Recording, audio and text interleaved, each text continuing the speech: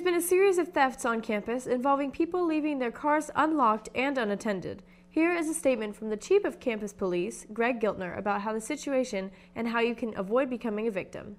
The last weekend of the holiday, we had a black Jeep show up in Phase 6 parking lot about 3:13 in the morning. The vehicle was occupied by a female and a male that parked on the west end of the Phase 6 parking lot.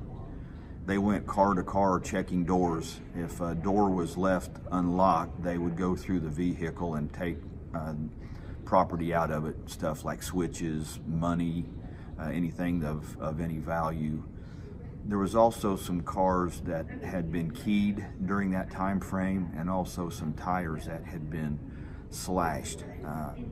Our security camera shows them going vehicle to vehicle, but it doesn't actually show them doing any vandalism. I can only assume it was the same two that did that. Our camera system isn't good enough to get us a tag, but we have a good description of a white female and a white male driving a black, what appears to be a Jeep Liberty or Patriot, newer model Jeep.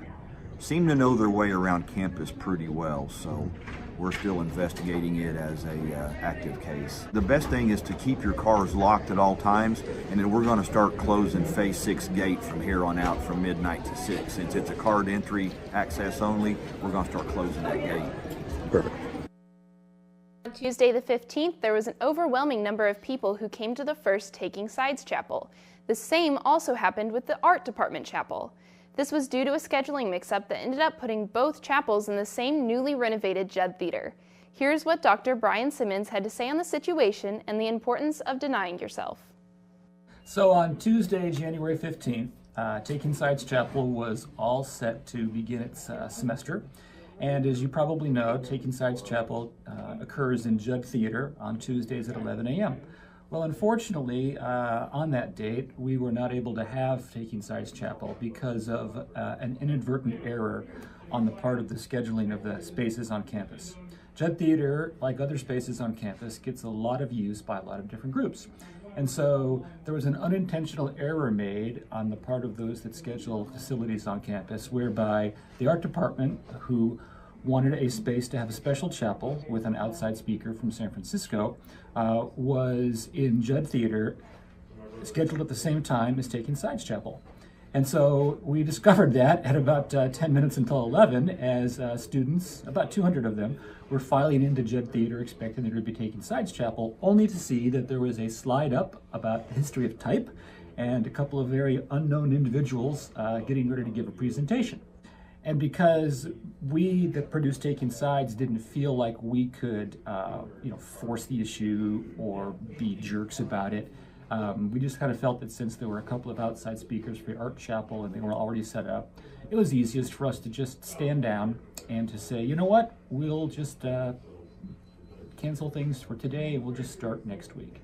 And we did that in part because we believe that it's important for Christians to really live out what Jesus says when he calls us to deny ourselves and sometimes to forego things that we would otherwise want to do. And so we thought it was kind of a good opportunity to model that for the students. So the whole thing was a mess. I'm sure it was frustrating for students. I'm sure it was unanticipated on a lot of people's mind, but it was not intentional. It's not anyone's fault.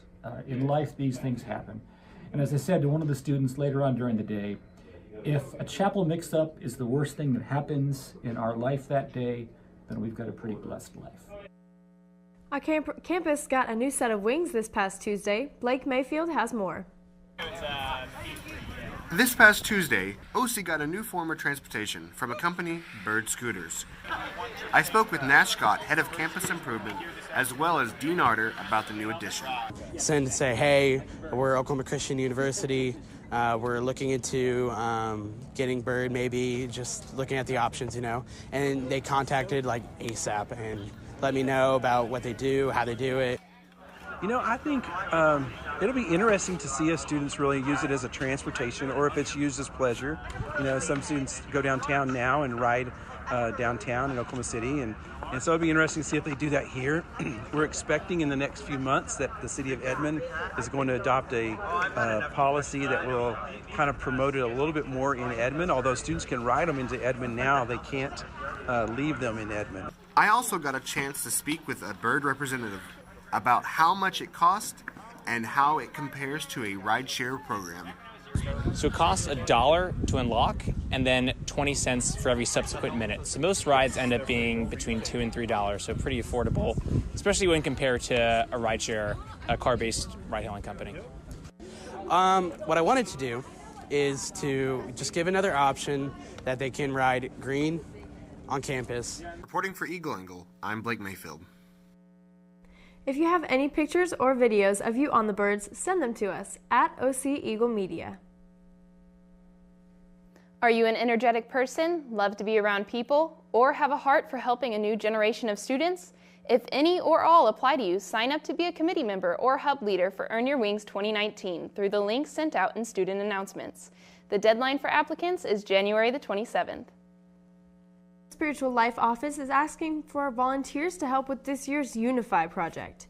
Unify was started by the Spiritual Life Office as a way to encourage people to find common ground. Each year, a video is made by students and shown in chapel along with an encouragement wall. The Student Life Office is looking for people who can create logos, organize events, shoot and edit videos, or handle social media. If this is something that interests you, please contact Rachel Parrott at r.parrott@eagles.oc.edu and fill out the Google form sent in your student announcements. The Student Government Association is raising money for a local nonprofit as a part of their 3rd annual Spring Sing silent auction. For more on the story, we go to Becca Kashorek. Oklahoma Christian is kicking off its 3rd year of its Spring Sing silent auction fundraiser. This year, SGA's Philanthropy Committee has chosen Hearts for Hearing, a local nonprofit that provides audiology and speech services to children who are deaf or hard of hearing. And so this year we chose to work for Hearts for Hearing. It actually works really well with our theme of Spring Sing this year. What's Love got to do with it?